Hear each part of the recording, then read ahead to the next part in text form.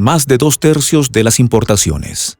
Esa es la cantidad que se pudo acordar para cerrarle gran parte del negocio al comercio de petróleo ruso con la Unión del Viejo Continente, que si bien no fue una prohibición total como lo soñaba Ursula von der Leyen, se le acerca bastante y eso, en definitiva, llena de placer a los dirigentes que le hacen el juego al unilateralismo mundial. A todas estas, había un personaje que se volvió el rostro de la disidencia en el cónclave europeo y que venía manteniendo a raya las pretensiones de eliminar por completo de la región los hidrocarburos siberianos. Viktor Orbán, primer ministro de Hungría, dejó a todos entendiendo al otorgar su voto para castigar al pueblo ruso. Pero, ¿cuál fue el trato que doblegó la voluntad de Hungría ante Bruselas? Los detalles de esta historia los conocerás a continuación. Quédate con nosotros.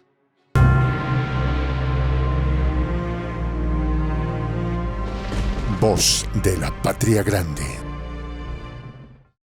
Al filo de la medianoche.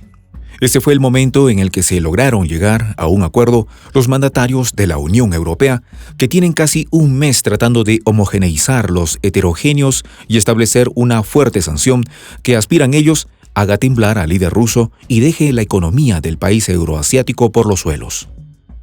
La decisión tenía que ser tomada de forma unánime por los 27 países que conforman la Organización de Bruselas, y eso hizo casi imposible de lograr que el acuerdo que Ursula von der Leyen propusiera el 4 de mayo del año en curso se lograra a cabalidad. Pero no es fácil lo que se pide, considerando que Europa es un continente que tiene una amplia diversidad de culturas, necesidades, cuenta con economías fuertes y vulnerables, distintos niveles de desarrollo, países con salida al mar, mientras otros carecen de costa, y en general, no les queda otra si pretenden ser una unión más que practicar la empatía para comprender y luchar por lo que al vecino le aqueja. En este orden de ideas, luego de mucho negociar, este lunes 30 de mayo, en Versalles, Francia, los 27 países de la Unión acordaron un nuevo paquete de sanciones para Rusia, en un momento en el que el país euroasiático venía suavizando el discurso y tendiéndoles la mano para entrar a una fase más conciliadora. Por su parte, el presidente del Consejo Europeo, Charles Michel, anunció la medida a través de su red social Twitter, en la que escribió: un acuerdo para prohibir la exportación de petróleo ruso a la Unión. Esto cubre de inmediato más de 2/3 partes de las importaciones de petróleo de Rusia, cortando una enorme fuente de financiación para su maquinaria bélica. Más adelante, en otro tuit, Michel señaló que las sanciones contra el país euroasiático no se limitarán al embargo petrolero e incluirán otras medidas duras: la desconexión del banco ruso más grande, Sberbank, la prohibición de 3 emisoras rusas estatales más y la sanción contra individuos responsables de delitos en Ucrania. Llama poderosamente la atención cómo los europeos no terminan de sancionar a Gazprom Bank, el banco que financia los sectores estratégicos rusos y que les sirve a todos los eurovecinos para pagar el gas siberiano que calienta sus hogares y activa sus fábricas. Como siempre, el compromiso con lo que ellos llaman los derechos humanos, que solo se refiere a algunos humanos, está firme mientras estos no colide con sus intereses económicos. Pero todo esto sucede con el aval de Hungría, el cual venía funcionando como un colchón entre la Unión y Rusia, con mensajes como que era más importante construir puentes que generar divisiones para resolver el conflicto bélico en Europa del Este, además de que había dejado muy clara su posición en relación a un posible corte del suministro del combustible fósil a su país.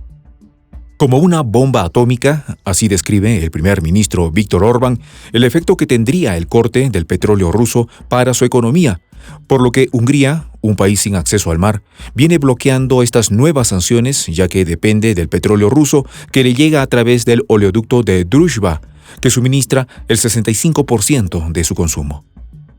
En un video publicado por Facebook, lo expresó de esta manera: habría sido insoportable para nosotros hacer funcionar la economía húngara con el petróleo no ruso más caro. Esto habría supuesto una bomba atómica, pero hemos conseguido evitarlo. Por lo tanto, el acuerdo con Bruselas ha sido posible gracias a las garantías que ésta le ha otorgado a Hungría y sus países vecinos, de que el suministro de petróleo no se verá afectado por el embargo, ya que se acordó, muy convenientemente, que por ahora solo se bloquearía el crudo que llegará por vía marítima, mientras se dilucida cómo establecer mayores prohibiciones sin afectar a los países de la Unión. Esto deja para otro momento y otras circunstancias el bloqueo total a Rusia del petróleo enviado por oleoducto, el cual es mucho más difícil de sustituir para países que dependen en un gran porcentaje de este. Y no solo Hungría está en ese caso. Tenemos a Eslovaquia, que depende en más de un 95% de este hidrocarburo, y la República Checa otro tanto. Družba, que significa amistad, fue construido en la Unión de Repúblicas Socialistas Soviéticas en el año de 1964, con el fin de transportar petróleo desde Rusia central hasta puntos muy alejados al oeste. Su nombre recuerda que se construyó para suministrar petróleo a las regiones occidentales más necesitadas de energía de la época y continúa siendo una gran arteria para transportar el petróleo siberiano a lo largo de Europa. El oleoducto Družba se divide en dos ramales: el ramal norte, que pasa por Bielorrusia para llevar petróleo a Polonia y Alemania, y el ramal sur, que atraviesa Ucrania para desembocar en Hungría, Eslovaquia y República Checa. En el acuerdo al que se llegó este lunes, el ramal norte del oleoducto Družba detendrá sus operaciones, mientras que el sur se mantendrá activo mientras no se consiga otra opción para alimentar energéticamente a estos tres países. Ya Berlín y Varsovia se han comprometido a detener por completo las importaciones de crudo a través del ramal norte, por el cual transitan unos 25 millones de toneladas, mientras que el ramal sur, que ha sido favorecido con la excepción por parte del bloque, transportará alrededor de 12,8 millones de toneladas. Según von der Leyen, con este nuevo pacto, Bruselas llegaría a desligarse del petróleo ruso en un 90%, quedándose después de esta jornada con un sabor a victoria en el paladar y dejando claro que siguen, sin descanso, buscando abandonar en un 100% el producto energético siberiano. En relación a los suministros marítimos de crudo a los países de la Unión, estos representan 2/3 de los 2,3 millones de barriles que Rusia suministra a Europa a diario, y está previsto que cesen por completo las importaciones de este tipo, luego de 6 meses posteriores a la adopción del acuerdo. Por otra parte, las importaciones marítimas de productos de petróleo refinado quedarán totalmente prohibidas a los 8 meses. Mientras, el acuerdo establece que se harán esfuerzos para desligarse también de otras fuentes de energía rusa como el gas y el carbón.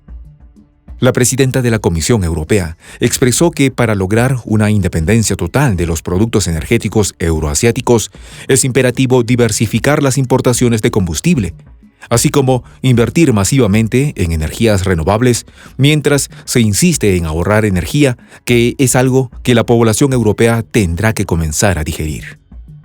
Asimismo, von der Leyen especificó que ya está previsto un financiamiento adicional de 300.000 millones de euros, de los cuales 225.000 millones se destinarán a préstamos de recuperación y resiliencia, 45.000 millones se gastarán en la cohesión económica, 7.500 millones servirán para subvenciones al desarrollo rural y 3.000 millones serán para innovación.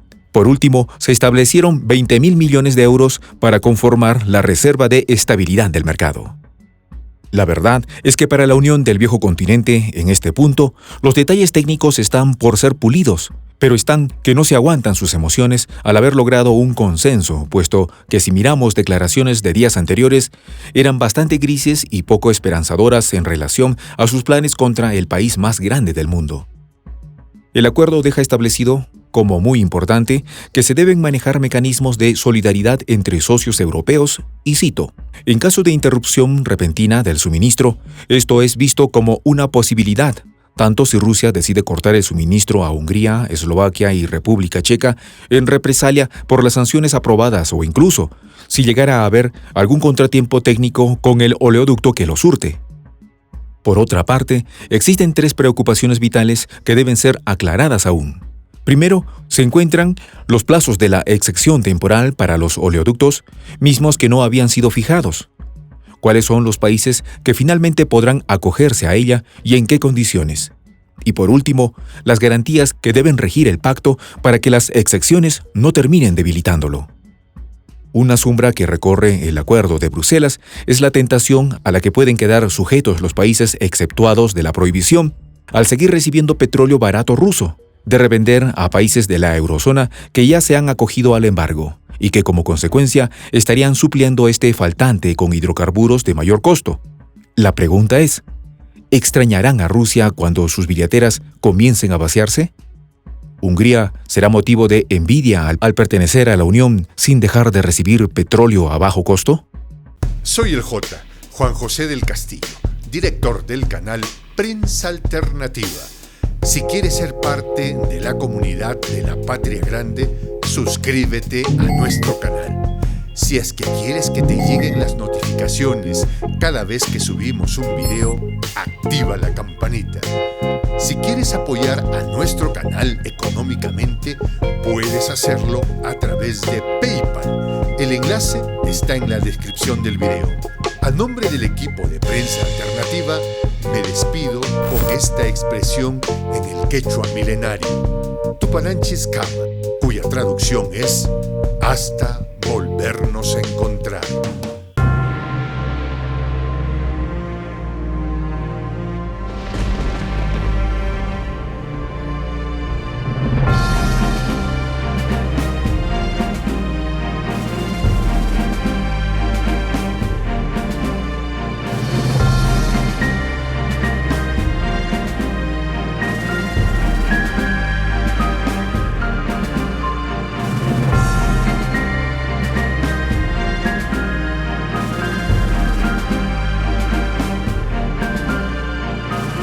Voz de la Patria Grande.